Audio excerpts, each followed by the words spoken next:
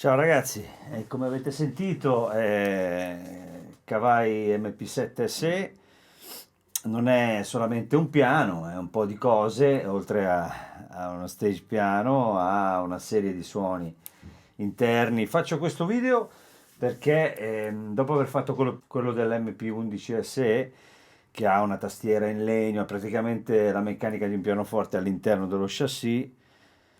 Molti mi hanno chiesto, ma è uguale, è la stessa macchina, è la stessa tastiera, c'è gli stessi suoni, gli stessi campionamenti? Sì, è la stessa cosa, più portatile, nel senso che ha un peso parecchio ridotto rispetto all'MP11 e ha una tastiera che è diversa. Ora, personalmente, se devo essere sincero, io per primo ho suonato l'MP11 e l'ho portato in tour e tutto quanto. E devo dire che la tastiera è veramente bella. Poi ho provato questa e effettivamente sono rimasto colpito perché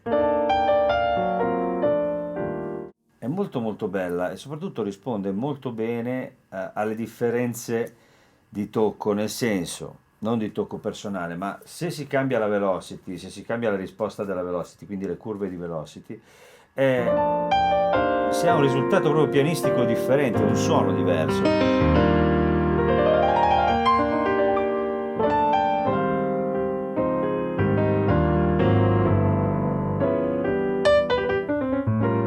Quindi prima di entrare nel Virtual Technician, che è una possibilità che c'è all'interno e che permette di lavorare un po' sul timbro del piano, già solamente con la dinamica, con le differenze di dinamica si può raggiungere un buon livello.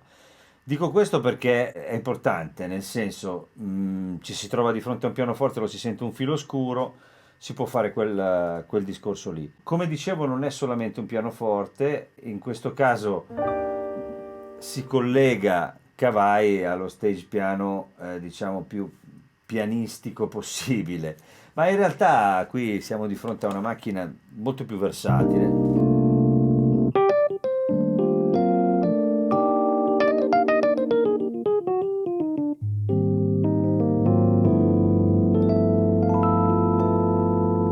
E soprattutto intuitiva, veloce.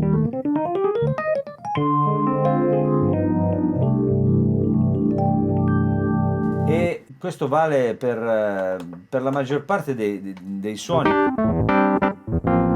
Sono proprio belli, cioè. Scusate.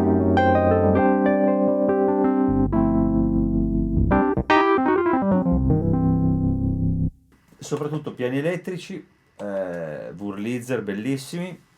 Ripeto, anche qui effetti che già settati molto carini, ma se si entra nell'editing si può fare un po' di tutto. Faccio l'esempio che ho fatto anche l'altra volta sul piano elettrico. C'è l'amplificatore, se si tiene premuto, l'amplificatore quando è acceso è rosso, se lo si tiene premuto si entra direttamente in quelli che sono i suoi settaggi. Ora qui c'è un drive chiaramente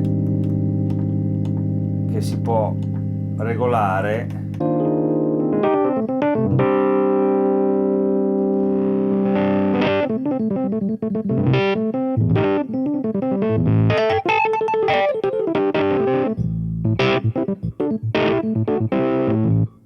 Lo sentite aspro, per dire, potrebbe essere.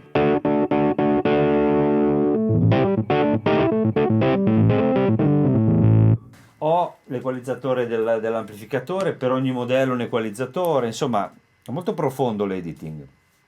Allora, come dicevo, adesso ho messo il tocco light, poi c'è anche il light più, che sarebbe ancora più esagerato.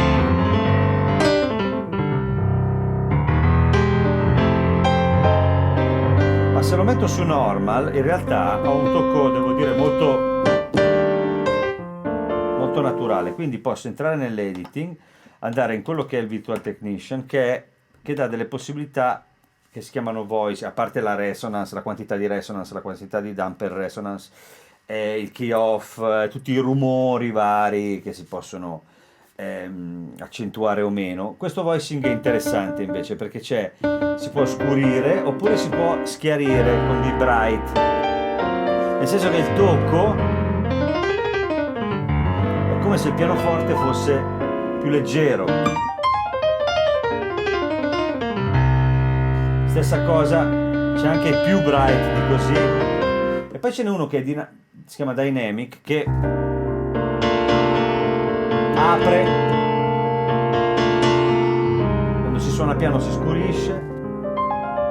Ecco, io lavorando su questi parametri ero riuscito con la compressione a trovare un pianoforte che facesse per me. Si può arrivare veramente dappertutto, è estremamente semplice raggiungere più o meno qualsiasi risultato.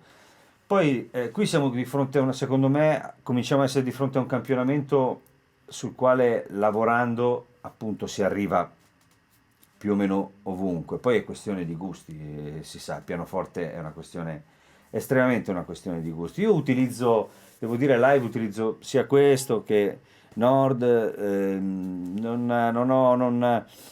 dipende dal brano, dipende da che cosa mi serve, e devo dire che la qualità di costruzione e la qualità di audio, di uscita audio di questo strumento, anche quella di input, nel senso che qui se si entra con qualcosa è tutto molto lineare e funziona molto bene. È uno strumento estremamente di qualità, soprattutto anche se si considera il prezzo, perché costa 1600 euro, intorno ai 1500 euro si trova, 1600, e insomma è solido, è uno strumento con una tastiera molto bella.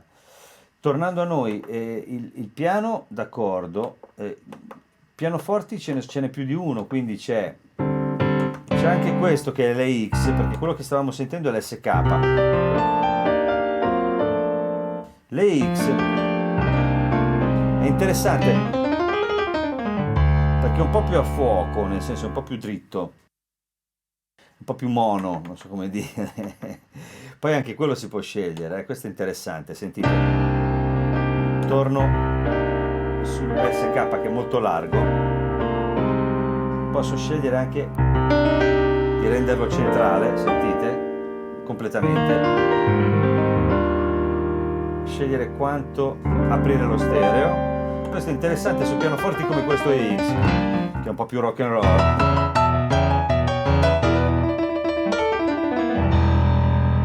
Se poi si mette il touch light diventa ancora più...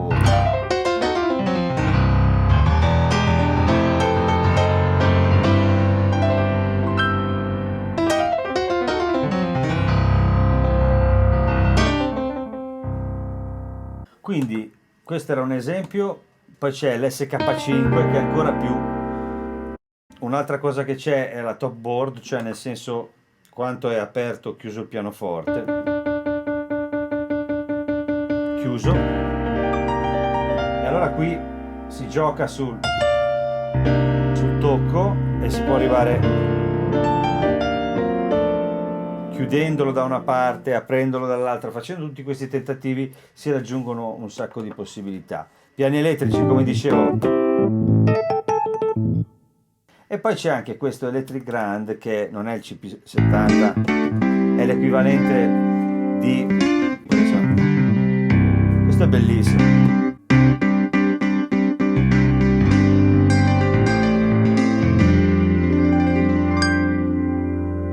Molto anni 80.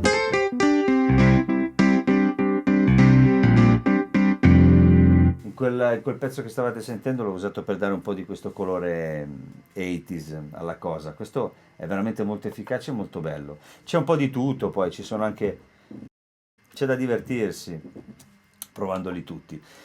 C'è l'organo, ci sono gli strings, tanti più suoni di quelli che si possa pensare, e alcuni sono davvero belli, soprattutto per quello che riguarda alcuni synth.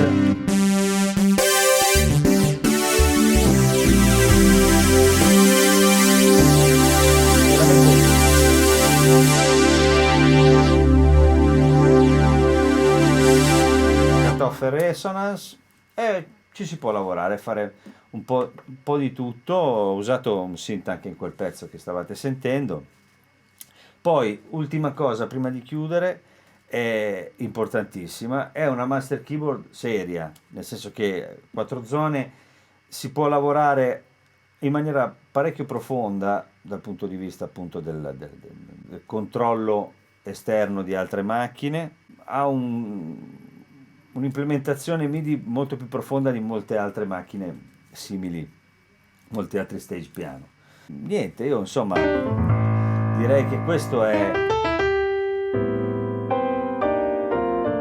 Io vi lascio alla seconda parte del brano che stavate sentendo, che forse è il modo migliore per contestualizzare uno strumento e sentirlo suonare per quello che è la cosa più importante, perché molto spesso sentirlo da solo lascia un po' il tempo che trova.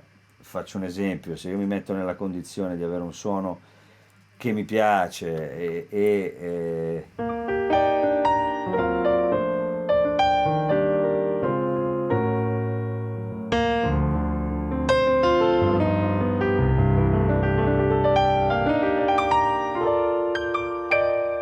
magari mi metto lì, faccio un lavoro con un reverber, una cosa, eh, ha un senso, ma se lo suono insieme agli altri, se ha problemi a uscire o a farsi sentire, quello viene fuori immediatamente.